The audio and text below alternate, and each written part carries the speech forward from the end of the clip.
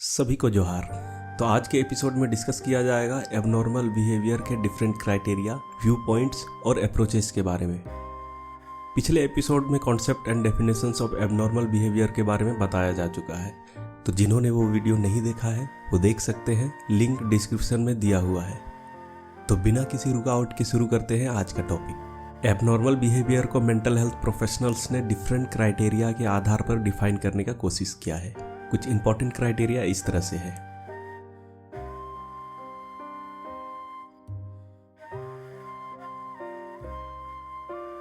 तो इन पांचों क्राइटेरिया के आधार पर एबनॉर्मल बिहेवियर को अलग अलग तरीके से परिभाषित किया गया है।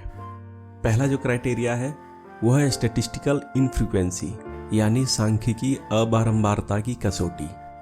इस क्राइटेरिया के अनुसार वे सभी बिहेवियर एबनॉर्मल है जो स्टैटिस्टिकली इनफ्रीक्वेंट होते हैं, यानी स्टैटिस्टिकल एवरेज से डेविएंट होते हैं। इस क्राइटेरिया के अनुसार स्टैटिस्टिकल एवरेज ही नॉर्मलिटी का मापदंड है और इससे डेविएशन ही एबनॉर्मलिटी का मापदंड, चाहे वह डेविएशन डिजायरेबल डायरेक्शन में हो या अनडिजायरेबल डायरेक्शन में।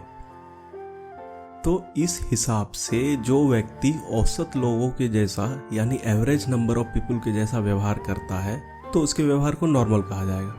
लेकिन जो व्यक्ति अधिकांश लोगों से अलग होता है उसे एबनॉर्मल माना जाता है और उसके बिहेवियर को एबनॉर्मल बिहेवियर।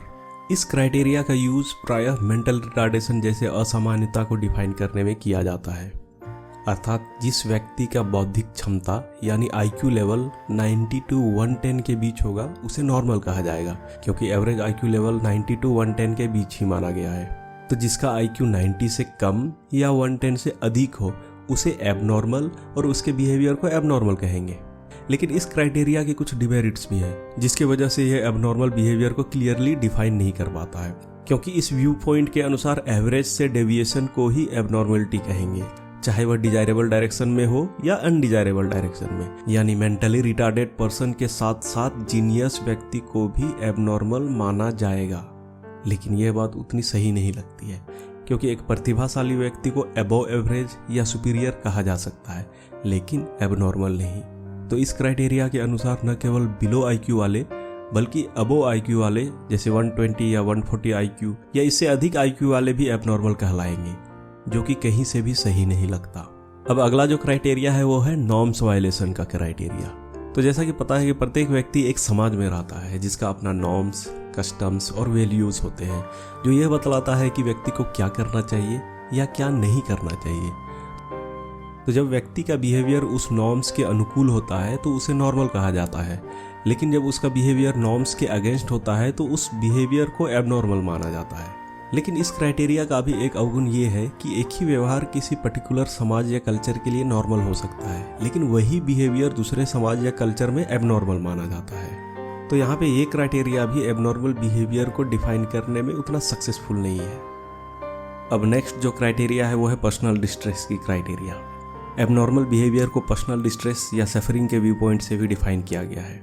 अगर व्यक्ति का व्यवहार ऐसा होता है जिससे उसमें अधिक डिस्ट्रेस उत्पन्न होता है तो इसे एबनॉर्मल बिहेवियर कहा जाएगा। एंजाइटी डिसऑर्डर और डिप्रेशन से ग्रसित व्यक्ति को अधिक डिस्ट्रेस सहना पड़ता है, इसलिए उसके व्यवहार को इस क्राइटेरिया के अनुसार निश्चित रूप से एबनॉर्मल कहा जाएगा।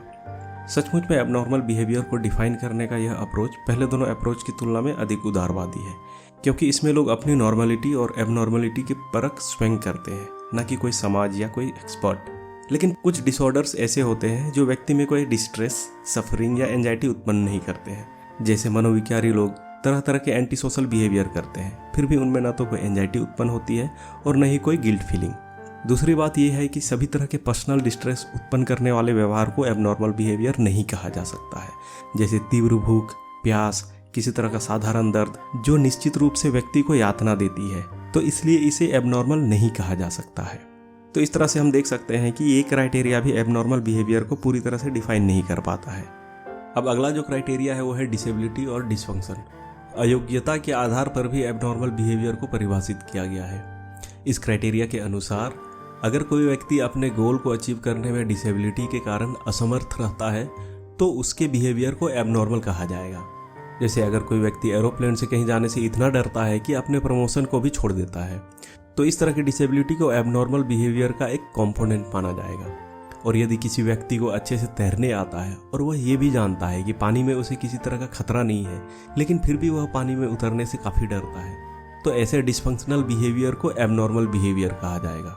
हालांकि इस व्यू पॉइंट के भी कुछ दोष बतलाए गए हैं, क्योंकि डिसेबिलिटी एक ऐसा क्राइटेरिया है जो कुछ ही बिहेवियर के लिए सही है, न कि सभी तरह के बिहेवियर के लिए।